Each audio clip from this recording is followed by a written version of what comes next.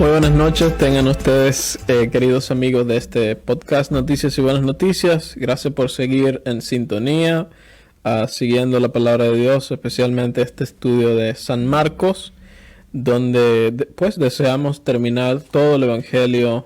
Hemos comenzado de principio y queremos llegar al fin, y hoy vamos a hablar de una historia bien cortita que está en el capítulo 11, versículos del 12 hasta el 14.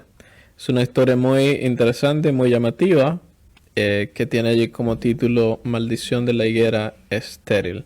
Yo creo que todos en algún momento hemos ido hasta un árbol buscando algún tipo de fruta, por hambre o por no sé, por ganas de comer esa fruta, y muchas veces no lo hemos encontrado y nos hemos sentido frustrados, ¿no? No sé si le ha pasado a ustedes. De hecho, cuando vivimos en Panamá, teníamos un árbol enorme de mango frente al patio. Y allá, el costumbre, bueno, tal como aquí en cierto sentido, el costumbre era que si el árbol es visible, el fruto es para todos, ¿verdad? Y era muy productiva ese árbol. Entonces siempre recuerdo, había un grupo de indígenas que se llama las cunas, que es muy, muy simpático esa gente. Pero ellos siempre venían a la casa y sacaron la sandalia y lo tiraban para tumbar mangos.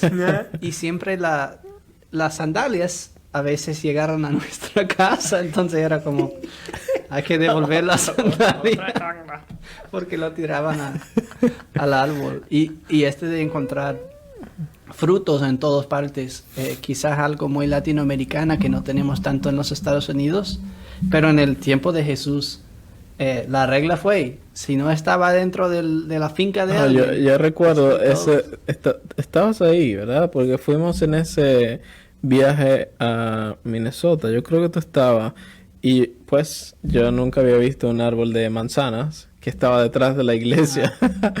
Y yo fui directo a agarrar una manzana. Tú dijiste como, Gustavo, no estamos en Latinoamérica. Sí. Alguien te va a disparar. Te van a meter preso por hacer eso.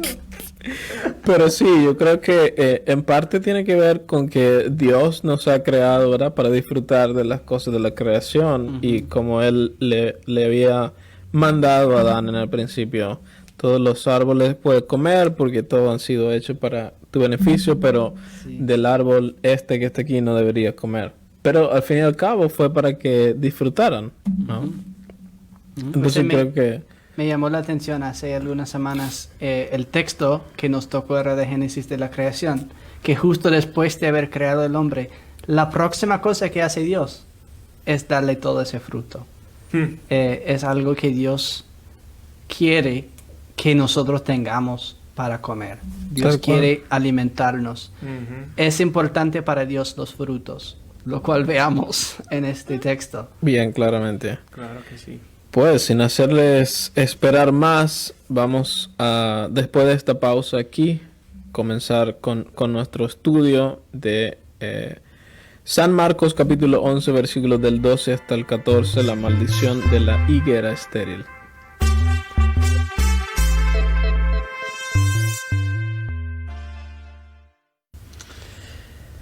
Muy bien, bienvenidos de vuelta. Estamos aquí con nuestro texto, entonces, San Marcos capítulo 11, versículos 12 a 14. Toma más tiempo decirlo que leerlo. Entonces, vamos directamente al texto. Como es tan corto, Pastor Anthony, ¿puedes leer?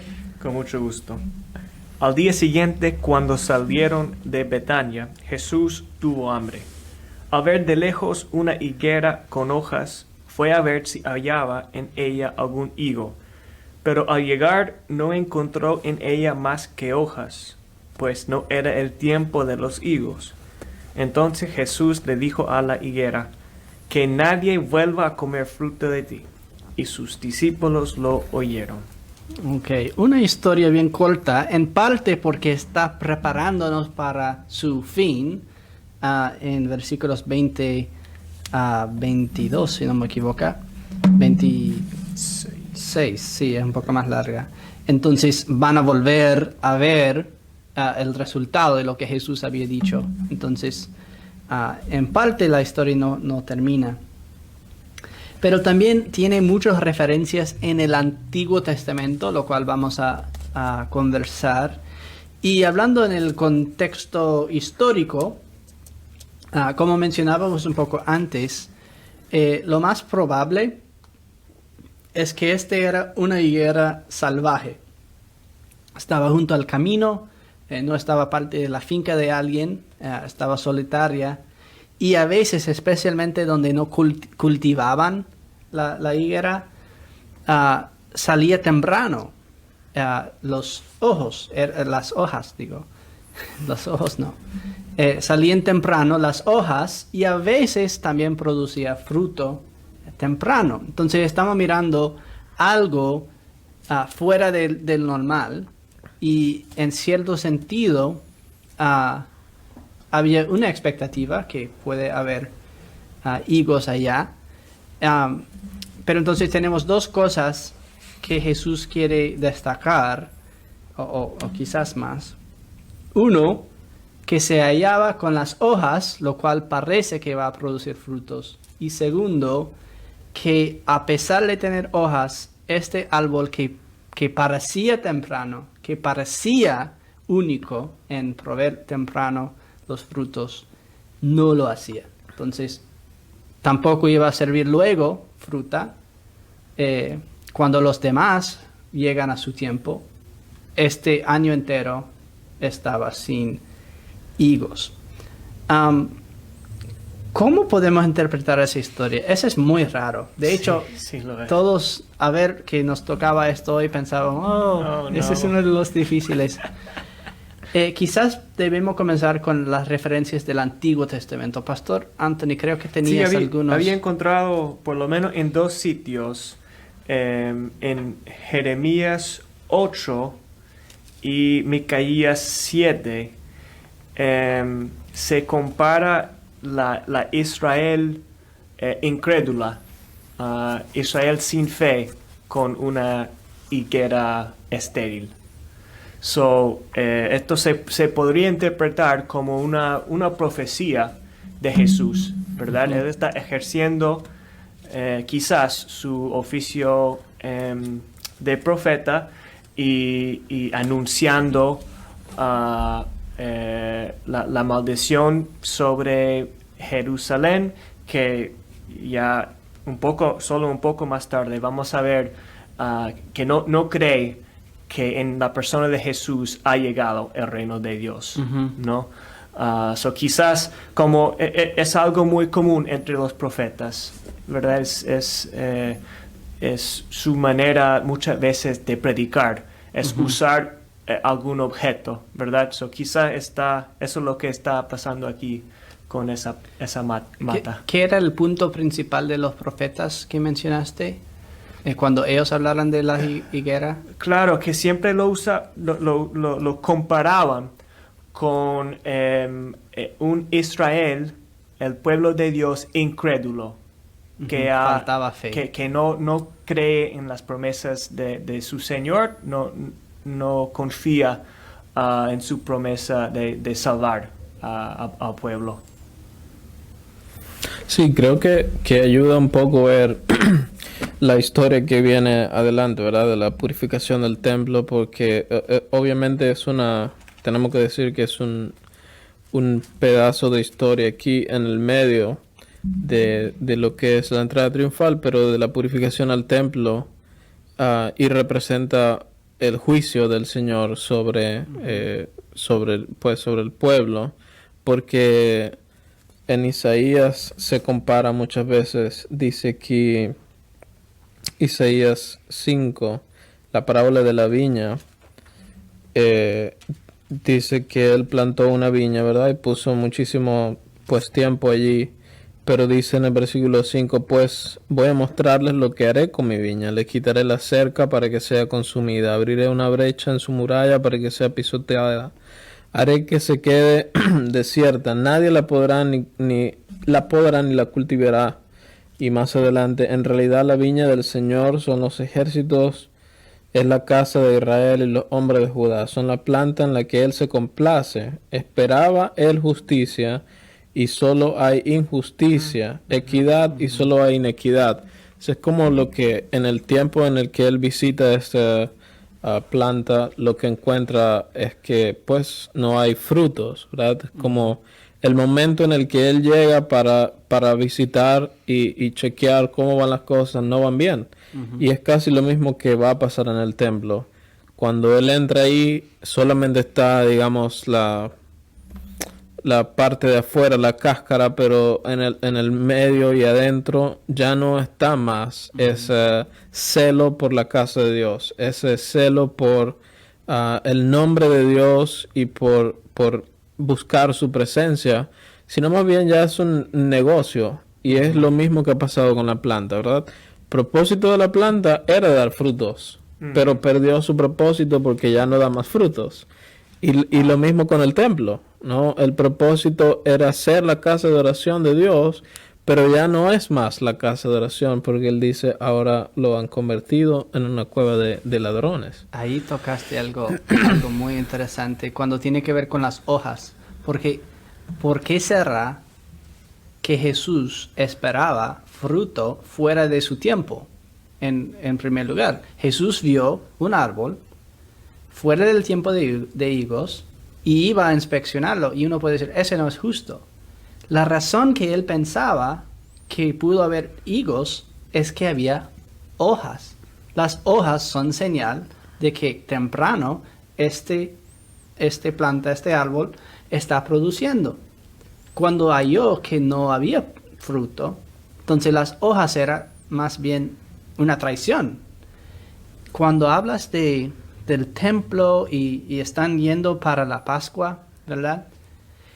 Todos los señales que apuntan al Mesías están ahí. De la fe, señales de fe. Todas las hojas, ¿verdad? La tradición de la Pascua con el Cordero, con recordar el Éxodo. Ellos tienen todas las tradiciones, todas las hojas. ¿Para qué son las hojas en un árbol?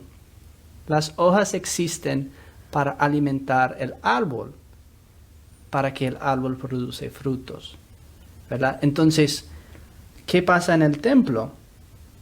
Ellos están echando hojas, buscando nutrientes, enriqueciendo a sí mismos, pero no están generando una nueva generación de creyentes, no están haciendo las obras que debe estar haciendo. El templo no está sirviendo para luz de justicia, no está dando acceso a la presencia de Dios.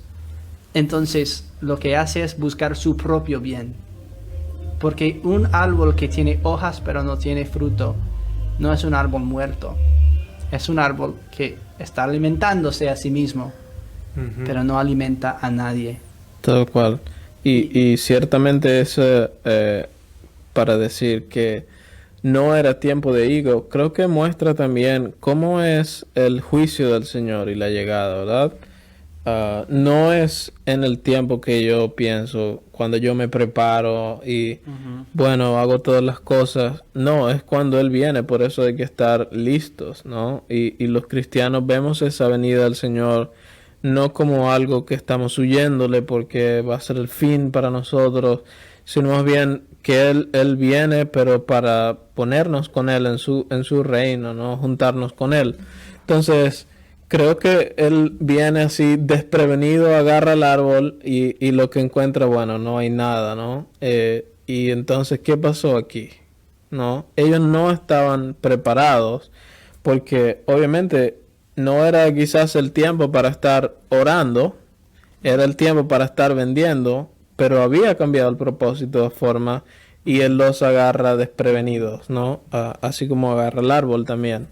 Entonces creo que se habla mucho de cómo nosotros también como cristianos nos preparamos para recibir al Señor, ¿no? Y obviamente creemos que las buenas obras no son nuestras, sino son de Él, lo que ya Él ha preparado de antemano. Pero cada cosa que recibimos nosotros lo entregamos en misericordia a los demás. Así que en realidad no es que somos nosotros mismos una planta, pero como él mismo lo pone, ¿verdad? Somos injertados a esa planta y por eso llevamos frutos. Pero sin él, somos esa higuera. Sin él estamos perdidos, condenados. Pero hemos sido quitados de ahí para estar en él y de acuerdo a eso producir. Y quizá lo más irónico, hubiera sido mejor por este árbol no haber echado las hojas todavía, ¿verdad? Hubiera sido mejor que se veía muerto de lejos. Y creo que cuando veamos la historia también, los gentiles que no tenían ninguna obra, no tenían la Pascua, no tenían el sábado, no tenían nada de estas señales que apuntan al Mesías. No era su tiempo todavía. Ellos no podían ni entender para nada lo que estaba pasando en Jerusalén cuando Jesús entraba. Era algo que solo los judíos tenían las cosas para entender. Pero al final, como leemos en Hechos, algunos de los judíos llegaron a creer en Jesús. Pero la gran parte no. La gran parte de los que llegaban a conocer y creer en Jesús y producir frutos eran gentiles. Eran los que en este tiempo ni una hoja habían echado como árboles. No era su tiempo. Y luego daba fruto. Es peor haber demostrado una fe falsa y ser hallado sin fruto que no demostrar fe y luego producir fruto, ¿verdad? Y creo que esa es una de las cosas. Hablamos de la hipocresía. La hipocresía es esto, fingir que eres un árbol produciendo hasta temprano, hasta antes de los otros. Fuera de tiempo, temporada. Pero realmente, si no es real, es peor. Es peor aún. Tal cual. Y tenemos que recalcar, ¿verdad? El consuelo de que hemos sido juntados a Cristo y por eso llevamos frutos y no podemos ser cortados a menos que dejemos de llevar frutos porque perdamos la fe, ¿verdad? Porque, como dice Santiago, la fe tiene sus frutos. Y nosotros al creer en Cristo, pues obviamente compartimos las cosas que recibimos de Él. Al perder esa fe y pensar que todas las cosas que tenemos son nuestras porque las hemos ganado, somos como un árbol sin frutos en realidad, que fácilmente va a ser condenado por intentar justificarse por su fruto y por sus obras. Pero tenemos que dar gracias una y otra vez de que hemos sido juntados a Cristo, la vid verdadera que siempre tiene y lleva frutos. La fe es el centro porque cuando Jesús vuelve el árbol, es la fe que Él destaca. No es que, bueno, deben ustedes producir frutos. Él dice, tengan fe en Dios. Y ciertamente creo que porque la higuera ahora ya no sirve para nada, habla un poco también del futuro del templo, ¿verdad? Porque Él va a destruir el templo, ya no va a haber más ese templo, pero va a ser su propio cuerpo. O sea, Él mismo va a ser el templo. Entonces, ya para que no siga mirando más atrás en esa forma de justificarse por obras, pero más bien para mirarle a Él y encontrar la paz. Y cuando los discípulos van con Jesús al templo, ¿cómo comentan? ¡Wow! Mira esos edificios enormes. ¡Wow! Como si fuera lleno de hojas. Pero no hay nada dentro. Claro. Es un templo vacío. La presencia de Dios. Seco. Y hasta, esa es otra cosa que debemos recordar. La presencia de Dios salió del templo en el Antiguo Testamento. Reconstruyeron el templo, pero nunca volvió la presencia de Dios. Cuando en Esdras y Nehemías reconstruyen el templo y Jerusalén, dicen, pero la gloria no volvió. El templo estaba, pero la gloria de Dios vacío, que salió por la puerta del este no volvió. ¿Cuándo es que vuelve? Cuando Jesús entra al templo. Ujú, ujú. Pero Y había salido por la falta de fe, por la incredulidad Ujú. del pueblo de Dios. Y ahora llega a ser la gloria para todas las naciones, no solamente mostrado en el templo y detrás de la cortina, pero se ha roto la cortina y queda todo expuesto para los gentiles y todos. Ujú. Higos para todos. Eh, bueno, aunque hemos pensado que iba a ser bien corto, se hizo más largo, pero creo que estamos en el final, ¿no? Sí, yo creo que sí. Solo ahora con hambre. Hambre de higos. Están buenos higos, no he probado Claro. higo. Yo No estoy hay pensando si tengo uno aquí para darte. Pero no sé. Creo que los comimos. Tiene todos. un árbol aquí, pero no es de higos ni tiene frutas. Sí. Para los que no conocen, tenemos el árbol de Navidad aquí atrás de las cámaras porque había una fiesta de Navidad En julio. En julio, aunque ya ni siquiera es julio. Bueno, vamos entonces a cerrar con oración. Lo voy a guiar yo. Padre Celestial, si fuera que nos visitara fuera de tiempo, creo que también en nosotros encontrarás que no producimos frutos. Nosotros fuera de tu Hijo no podemos hacer nada, ni tener fe. Sin embargo, tú, tan generoso que eres, nos has enviado al Espíritu Santo para crear fe en nuestros corazones, para que nosotros seamos conectados, injertados en tu Hijo Jesús y en Él también producir frutos. Produce en nosotros aún más los frutos de justicia, de misericordia para los demás, para que otros también puedan comer y disfrutar de tu bonanza. Señor, pedimos esto en el nombre de Jesús. Amén. Amén. Amén. Gracias. Muy bien. Buenas noches a todos y nos vemos en la próxima. Dios les guarde. Un abrazo.